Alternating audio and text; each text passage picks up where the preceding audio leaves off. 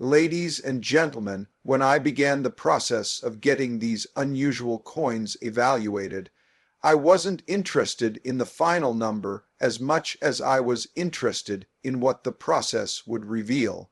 Because whenever you try to understand the value of anything, an asset, a decision, or even a belief, you quickly realize that the real learning doesn't come from the verdict at the end. It comes from the way you move through uncertainty, the way you gather information, and the way you refine your thinking. Understanding value begins with understanding reality, because value is never an abstract idea. It is always rooted in the mechanics that drive the world. You can't separate what something is worth from the forces that shape it. Yet most people try to do exactly that. They look at price instead of the underlying reality. They react to surface level impressions instead of understanding the deeper principles at work.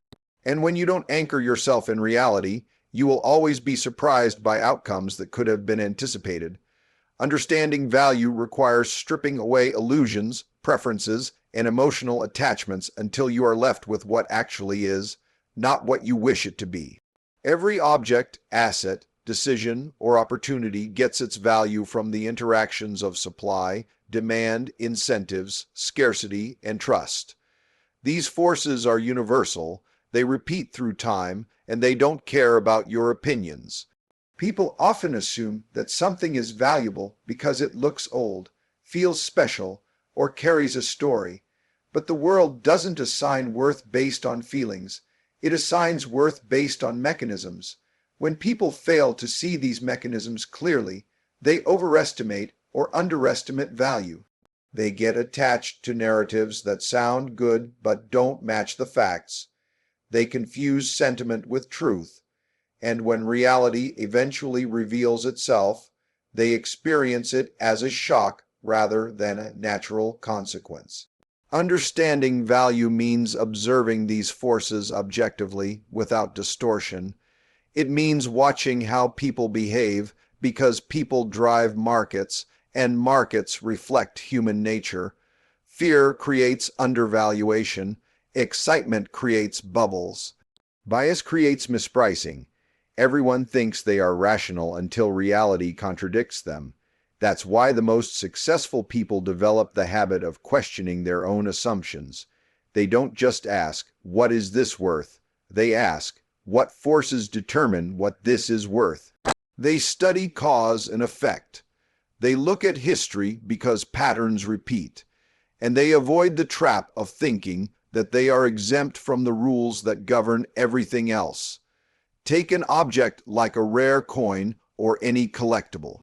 Its value is not in the metal, the shine, or the story alone. Its value is in a combination of factors: how rare it is, how many people want it, how difficult it is to find in similar condition, the credibility of its authenticity, and the role it plays in a larger system of shared belief. If you understand these forces, you can see why its value rises or falls. But if you rely only on emotions or assumptions, you will be misled. The same logic applies to every financial market. Whether you're dealing with currencies, commodities, businesses, or ideas, the underlying mechanism is always the same.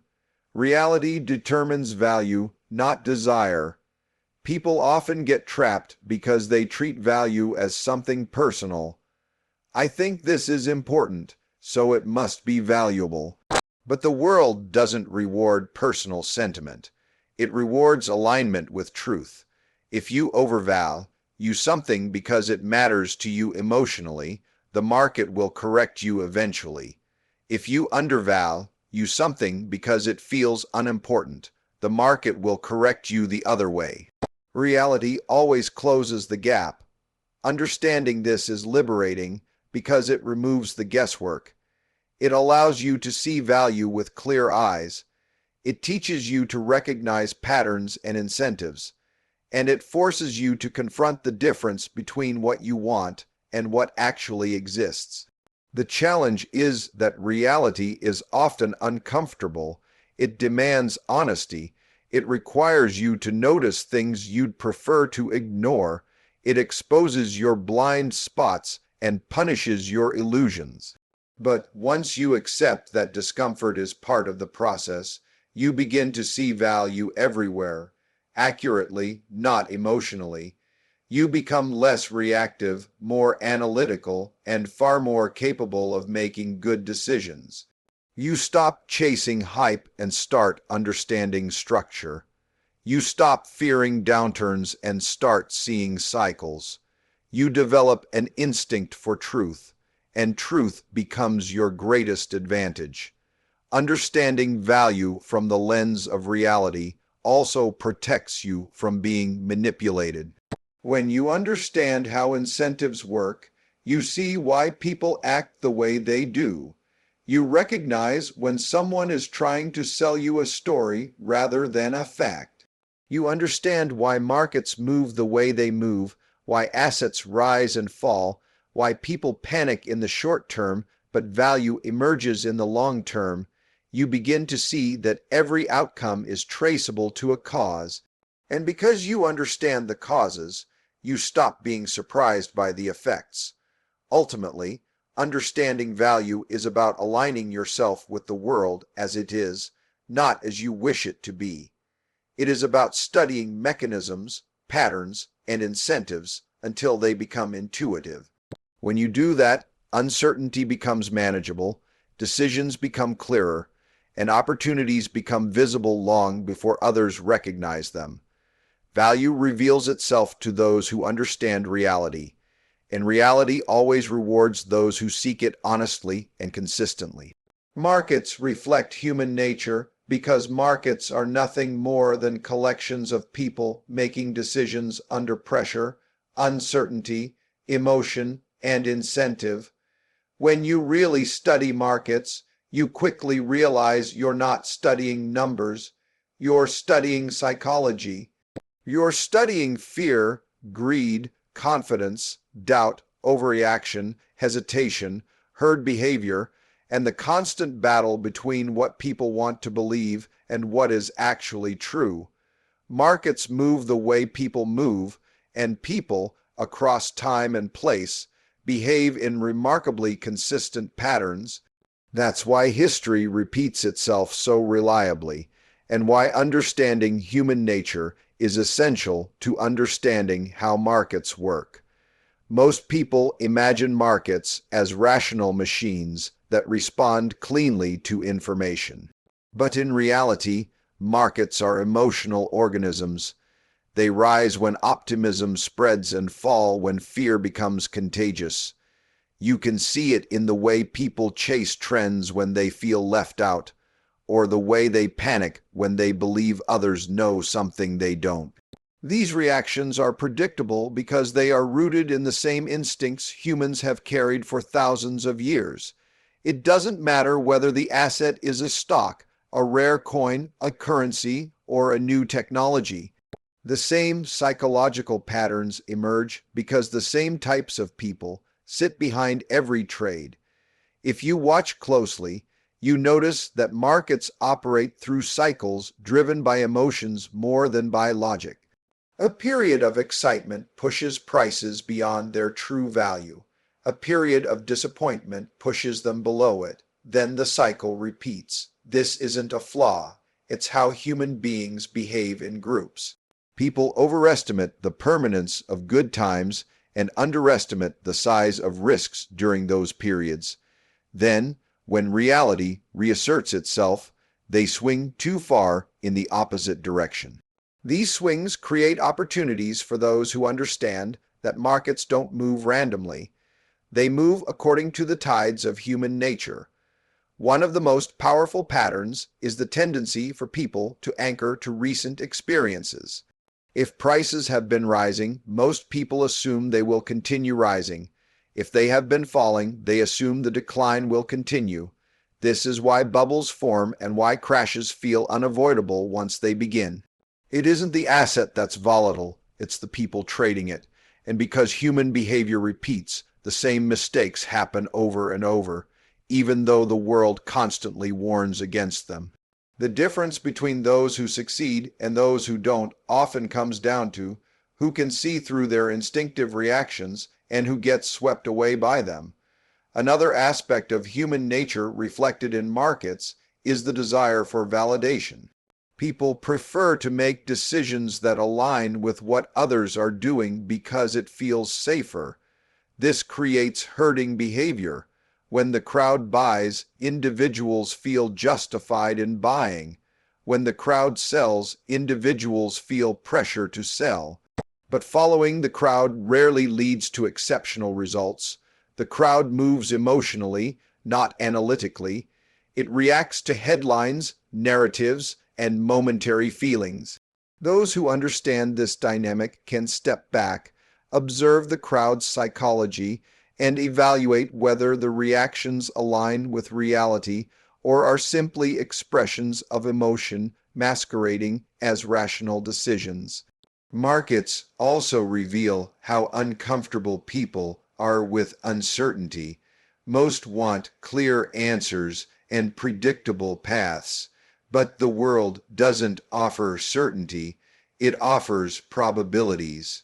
Those who need certainty will always struggle because they will either act too late, freeze at the wrong moment, or deny reality when it contradicts their expectations. Meanwhile, those who accept uncertainty and study how people respond to it can navigate markets more effectively. They recognize that uncertainty isn't an obstacle, it's the environment in which opportunity exists. If you want to understand markets, the most important thing you can do is observe human behavior in everyday life. Watch how people react to stress. Notice how quickly they shift from confidence to anxiety. Pay attention to how stories spread faster than data. These same tendencies show up in markets, but magnified through millions of decisions happening simultaneously. The patterns are consistent. When optimism rises, people feel smarter than they are. When pessimism arrives, they feel weaker than they are. Neither state reflects reality. Both are distortions created by emotion. The advantage goes to those who remain grounded in truth when everyone else is drifting into emotion. When you can detach yourself from the collective swings of human nature, you begin to see the underlying mechanisms clearly. You see when markets are being driven by fundamentals and when they're being driven by psychology. You recognize turning points not because you're predicting them, but because you're observing the shifts in behavior. Ultimately, markets reflect human nature because human nature is the constant force beneath all price movements. Technology changes, information speeds up, but people remain largely the same. The impulses that shaped markets 100 years ago shape them today. And those who study those impulses, not to judge them, but to understand them, gain the ability to see through the noise and act based on reality rather than emotion. Markets reveal human nature, and understanding that nature is the foundation for navigating them successfully. Radical transparency reveals truth because truth becomes visible only when nothing stands in the way of it. Not ego, not fear, not narrative, not the desire to appear right. Most people move through life protecting their self-image instead of confronting reality, and as a result, they make decisions based on distorted information. Transparency removes the distortions. It shines a light on what is actually happening, not what people claim is happening. And once you see things clearly, you can deal with them effectively. Without transparency, you are navigating through fog. With it, you begin to see the real landscape, including the parts you would prefer not to look at. The problem is that transparency is uncomfortable. When everything is out in the open, your mistakes, your weaknesses, your blind spots, your biases, It forces you to confront the real you instead of the version you imagine. Most people avoid this because they fear judgment or exposure. They prefer comfortable illusions over uncomfortable truths. But illusions come with a cost. They might protect you emotionally in the short run, but they weaken your decision making in the long run. If you build on false assumptions, it doesn't matter how confident you are, reality will eventually break what you've built. Radical transparency is not about being blunt or harsh. It's about being honest, clear, and committed to reality. It's about creating an environment, internally and externally, where truth is more important than appearance.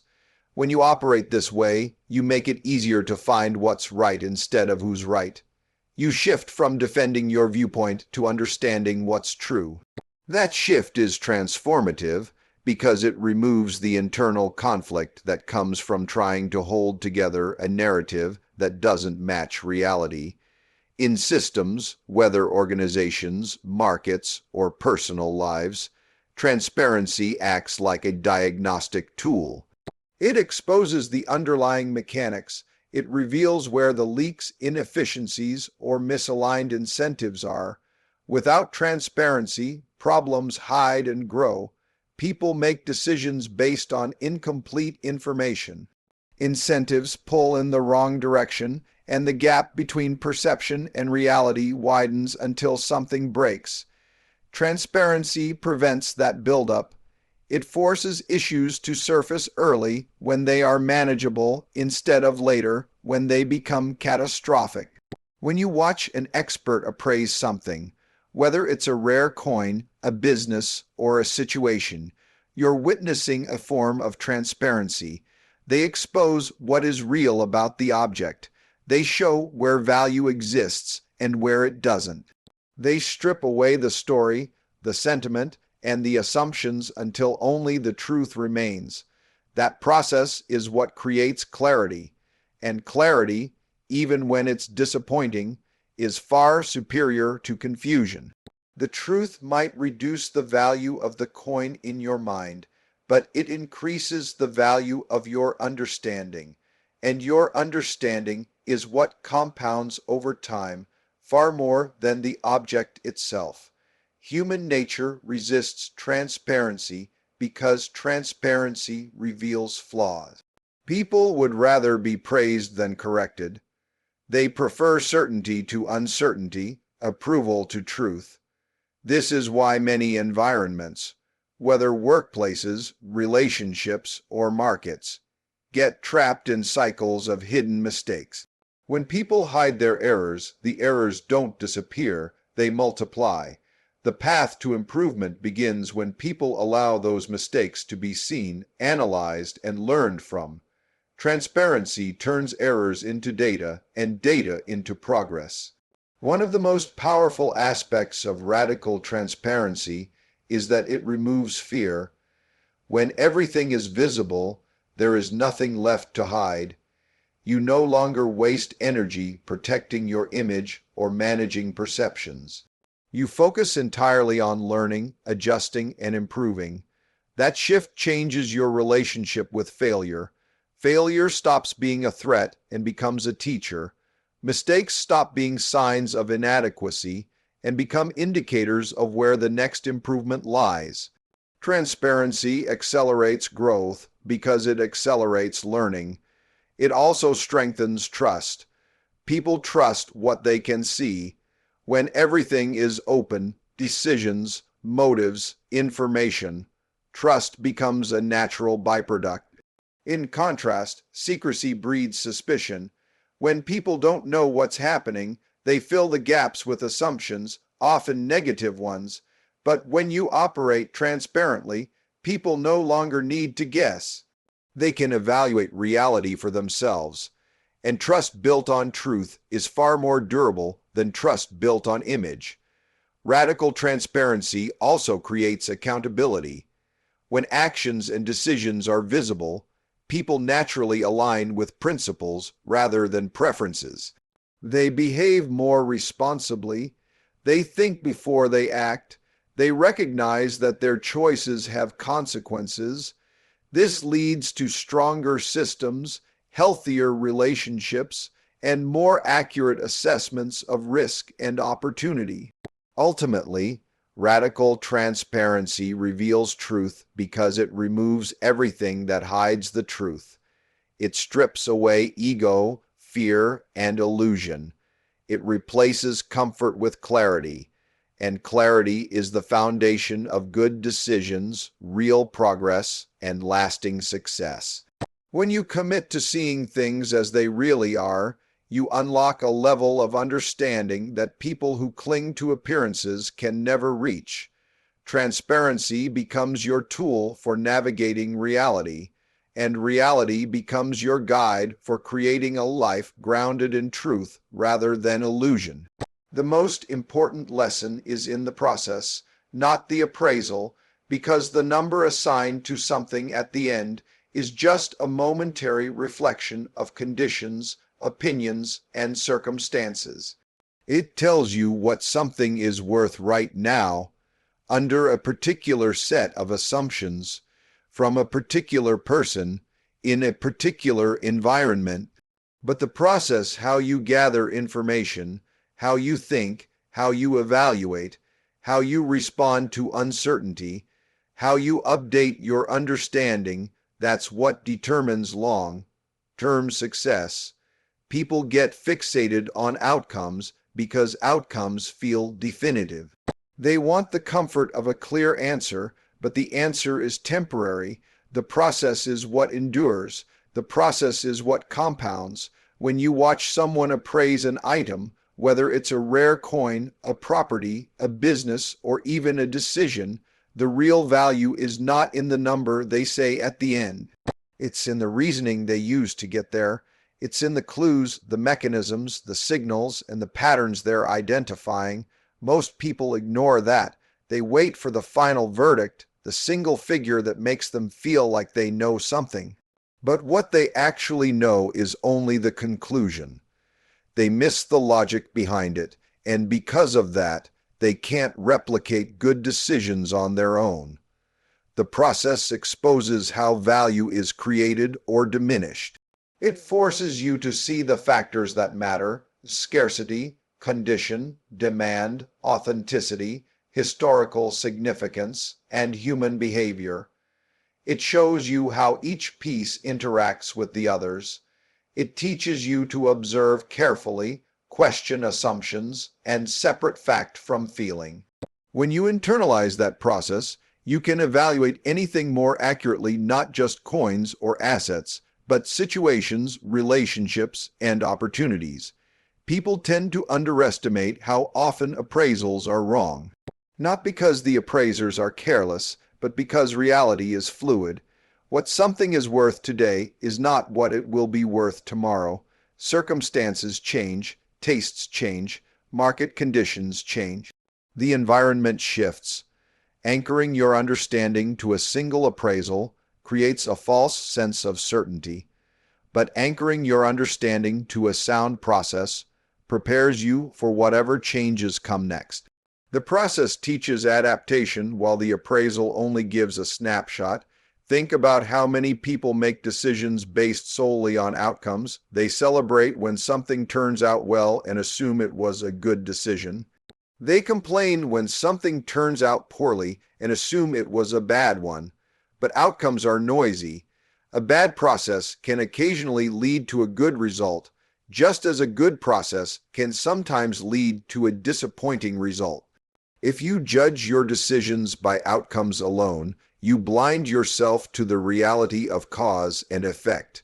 You become reactive, not thoughtful. You chase results instead of building a reliable method for making decisions. The process forces you to slow down and understand the mechanics behind every evaluation.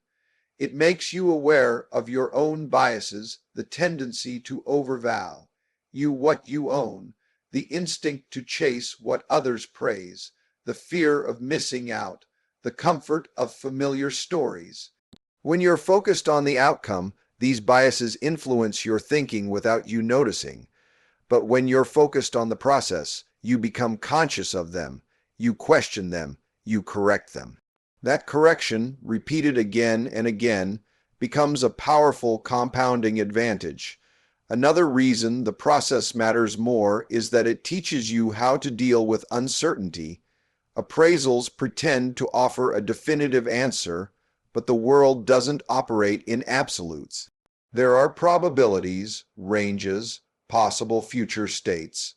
The process embraces this. It makes you think in terms of likelihoods rather than certainties. It trains you to gather evidence, weigh alternatives, and adjust your perspective as new information emerges. That flexibility is one of the most valuable skills a person can develop. When you engage deeply with the process, you start to see that everything is connected. The way an appraiser evaluates a coin mirrors the way an investor evaluates a company, the way a leader evaluates a decision, or the way an individual evaluates their own habits and beliefs. The same principles apply. Understand what matters, observe reality, identify patterns, filter out emotion, and act based on truth. Once you grasp that, you realize the appraisal is merely a byproduct of the much larger, far more important structure beneath it. The final number is fleeting, but the process is transferable. You can apply it to every decision you make. It becomes your internal system for navigating complexity. It becomes the foundation of clear thinking. And clear thinking is the rarest and most valuable skill in any field. Ultimately, the real reward isn't in being told what something is worth. It's in learning how to understand worth for yourself. It's in developing the ability to see reality accurately, reason through uncertainty, and build a repeatable approach to understanding the world. The appraisal may satisfy curiosity, but the process builds capability. And capability, unlike any appraisal, retains its value in every situation throughout your entire life. So when the appraisal was finally done and the number was handed to me, it mattered far less than the understanding I gained along the way. Numbers change, opinions shift, markets move, but the ability to think clearly, to evaluate reality without distortion, and to follow a disciplined process that stays with you, that compounds. That becomes the competitive edge that separates those who get lucky from those who consistently make good decisions.